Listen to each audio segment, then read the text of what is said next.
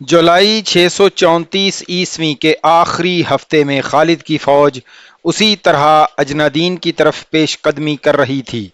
پہلے سنایا جا چکا ہے کہ مدینہ کی فوج کے 4 حصے مختلف مقامات پر تھے۔ خالد نے ان کے سالاروں کو پیغام بھیج دیے تھے کہ سب اجنادین پہنچ جائیں۔ خالد نے بصرہ پر قبضہ کر لیا تھا۔ رومیوں اور غسانیوں کے لیے یہ چوٹ معمولی نہیں تھی۔ بصرہ شام کا بڑا اہم شہر تھا۔ یہ مسلمانوں کا اڈا بن گیا تھا۔ سب سے بڑا نقصان رومیوں کو یہ ہوا تھا کہ لوگوں پر اور ان کی فوج پر مسلمانوں کی دھاک بیٹھ گئی تھی۔ مسلمانوں نے بصرہ تک شکستیں دی تھیں، کہیں بھی شکست کھائی نہیں تھی۔ کہیں ایک سالار کو پسپا ہونا پڑا تو فوراً دوسرے سالار نے شکست کو فتح میں بدل دیا۔ کیسر روم کی تو نیندیں حرام ہو گئی تھیں۔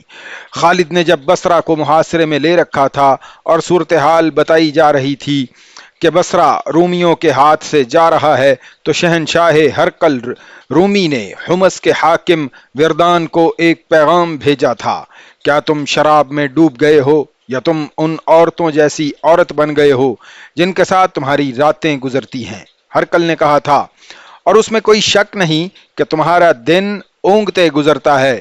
کیا یہ ان مسلمانوں کے پاس جو تمہارے پاس نہیں؟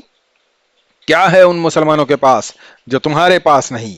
اگر میں کہوں کہ کیسر روم کی ذلت کے ذمہ دار تم جیسے حاکم ہیں تو کیا جواب دو گے؟ تم شاید یہ بھی نہیں سوچ رہے کہ مسلمانوں کی اتنی تیز پیش قدمی اور فتح پہ فتح حاصل کرتے چلے آنے کو کس طرح روکا جا سکتا ہے۔ کیا تمہاری تلواروں کو زنگ نے کھا لیا ہے؟ کیا تمہارے گھوڑے مر گئے ہیں؟ لوگوں کو تم بتاتے کیوں نہیں کہ مسلمان تمہارے مال و اسباب لوٹ لیں گے، تمہاری بیٹیوں کو، تمہاری بیویوں کو، تمہاری بہنوں کو اپنے قبضے میں لے لیں گے؟ مجھے بتایا گیا ہے کہ مسلمانوں کی تعداد 30,000 سے ذرا کم یا زیادہ ہے۔ تم زیادہ سے زیادہ فوج اکٹھی کرو اور اجنادین کے علاقے میں پہنچ جاؤ۔ محاذ کو اتنا پھیلا دو کہ مسلمان اس کے مطابق پھیلیں، تو ان کی حالت کچے دھاگے کی سی ہو جائے۔ انہیں اپنی تعداد میں جذب کر لو، انہیں اپنی تعداد میں گم کر دو۔ رومیوں کی بادشاہی میں ہنگامہ بپا ہو گیا۔ رومیوں اور عیسائیوں کی عبادت گاہوں میں پادریوں اور پروہتوں نے مسلمانوں کے خلاف اشتعال انگیز واز شروع کر دیے تھے۔ وہ کہتے تھے کہ اسلام ان کے مذہبوں کو ہمیشہ کے لیے ختم کر دے گا اور انہیں مجبوراً اسلام قبول کرنا پڑے گا، اور یہ ایسا گناہ ہوگا جس کی سزا بڑی بھیانک ہوگی۔ رومیوں کی فوج ایک منظم لشکر تھا۔ اس کے پاس گھوڑوں کی تعداد زیادہ تھی اور ان کے پاس گاڑیاں بھی تھیں جو گھوڑے اور بیل کھینچتے تھے۔ رسد کا انتظام بہت اچھا تھا۔ عبادت گاہوں میں لوگوں نے واز سنے تو وہ فوج میں شامل ہونے لگے۔ اس طرح فوج کی تعداد بڑھ گئی۔ حمص کا حاکم دوان جب فوج کے ساتھ اجنادین کو روانہ ہوا تو اس وقت فوج کی تعداد 90,000 تھی۔ مسلمانوں کے جاسوسوں نے اس لشکر کو اجنادین کے علاقے میں خیمہ زن ہوتے دیکھا تھا۔ اتنے بڑے اور ایسے منظم لشکر کے مقابلے کے لیے جانا ہی بہت بڑی جرت تھی، مقابلہ تو بعد کا مسئلہ تھا۔ جولائی 634 عیسوی کے ایک روز خالد اپنی فوج کے ساتھ اجنادین پہنچ گئے۔ وہ بیت المقدس کے جنوب میں پہاڑیوں میں سے گزرے تھے۔ ان پہاڑیوں کے ایک طرف میدان تھا۔ خالد نے وہاں قیام کا حکم دیا۔ تقریباً 1 میل دور رومی فوج خیمہ زن تھی۔ اس کا سالار اعلیٰ دوان اور سالار ابقلا تھا۔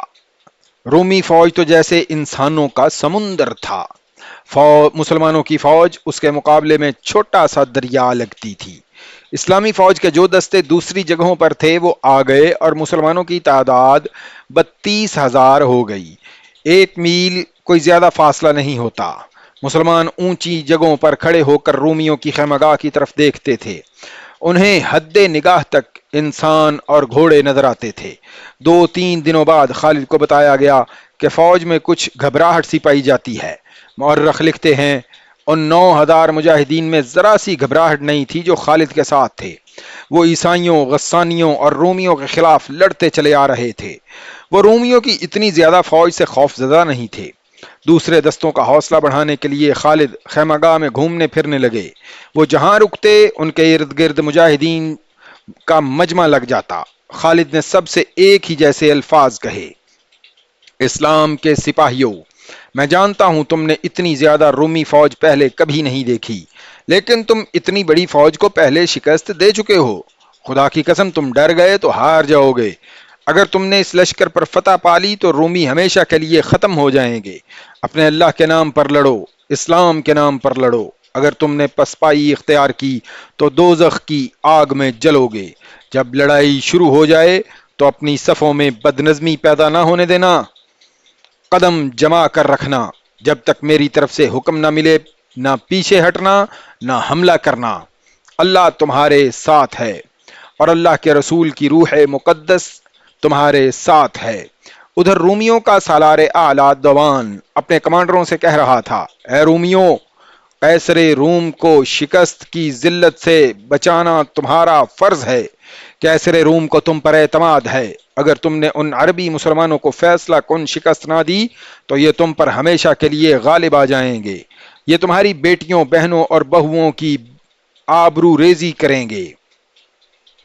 اپنے آپ کو منتشر نہ ہونے دینا، صلیب کی مدد مانگو، فتح تمہاری ہے۔